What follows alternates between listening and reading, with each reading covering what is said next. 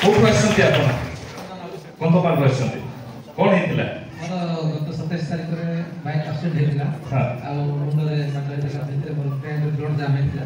ଆଚ୍ଛା ଆଚ୍ଛା, ଯୋଉ ଆପଣଙ୍କୁ ଟେକିକି ଆଣିଥିଲା ଯେତେବେଳେ ଏ ଭାଇଙ୍କୁ ଅଣା ହେଇଥିଲା ଘରେ, ଆଉ ତାଙ୍କର ପଡିଗଲା ପରେ ତାଙ୍କର ବ୍ରେନ୍ କଣ ହେଇଥିଲା, ମାନେ ବ୍ରେନ୍ ଷ୍ଟ୍ରୋକ୍ ଯୋଉଟା ହୁଏ, ଆଉ ବ୍ରେନ୍ ଷ୍ଟ୍ରୋକ୍ ବ୍ରେନରେ ମାଡ଼ ହେଲେ ତାଙ୍କର ସେନ୍ସ ରୁହେ ନାହିଁ, ଆଉ ଇଭେନ୍ କେତେ ଜଣ ସେନ୍ସ ରହିଲା ପରେ କାମ କରିପାରିବେ ନାହିଁ, ଜାଣିପାରିବେ ନାହିଁ, ବୁଝିପାରିବେ ନାହିଁ, ଆଉ ସେ ପ୍ରକାର ପରିସ୍ଥିତି ତାଙ୍କ ଜୀବନରେ ହେଇଥିଲା।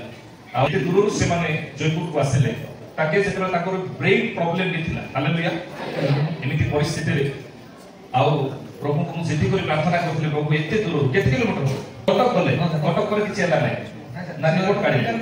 ଆଶା କରିଛି କିନ୍ତୁ ଆগে ପାଖକୁ ଗଲେ ମୁଁ ଭଲ ହେବି ଆଶା କରିଛି। କଟକ ମେଡିକାଲ ଲୁଚିକି ପଳେଇ ଆସିଛି।